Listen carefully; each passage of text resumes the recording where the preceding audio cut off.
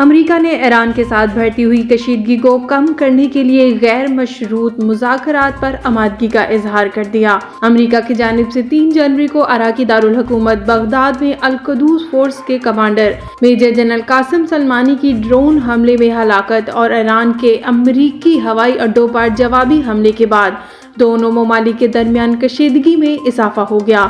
دونوں ممالک کی قیادت کی جانب سے ایک دوسرے کے خلاف دھمکی آمیز بیانات دیے جا رہے ہیں، جبکہ اقوام متحدہ اور پاکستان سمیت بیشتر ممالک دونوں ممالک پر بات چیت کے لیے زور ڈال رہے ہیں۔ امریکی صدر ڈونلڈ ٹرمپ نے گزشتہ روز پریس کانفرنس کے دوران عراق میں امریکی اڈوں پر ایرانی حملے کی تصدیق کرتے ہوئے ایران پر مزید سخت اقتصادی پابندیاں لگانے کا اعلان کیا۔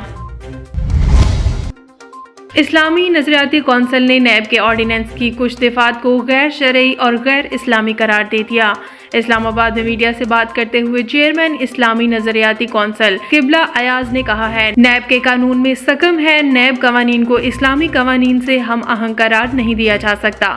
نیب کے احتساب کا عمومی تصور اسلامی تصور احتساب کے ساتھ مطابقت نہیں رکھتا۔ نیب آرڈیننس کی متعدد دفعات شریعت سے متصادم ہیں۔ قبلہ ایاز نے کہا کہ نیب آرڈیننس کی دفعات 14D، 15A اور 26 غیر اسلامی ہیں۔ ملزمان کو ہتھکڑی لگانا، اس کی میڈیا پر تشہیر، حراست میں رکھنا غیر شرعی ہیں۔ اس کے علاوہ بے گناہ کو ملزم ثابت کرنا، وعدہ معاف گواہ بننا اور پلی بارگین کی دفعات غیر اسلامی ہیں۔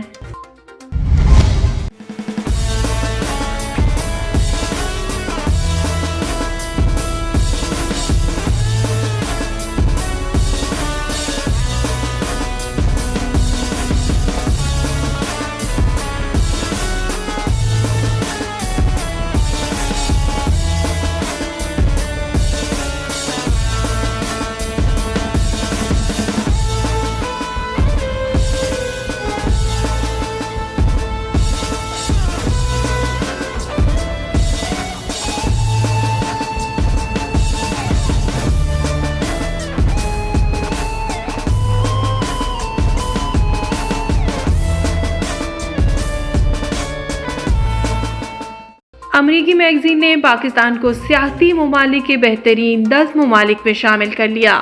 پاکستان اور خیبر پختونخوا سیاحت کے لحاظ سے ایک اور مشہور بین الاقوامی میگزین کے رڈار پر آ گیا۔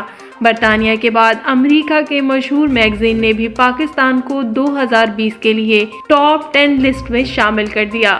میگزین نے سیاحوں کو خیبر پختونخوا کے قدرتی نظارے اور ہزاروں سال پرانی تہذیب دیکھنے کا مشورہ دیا۔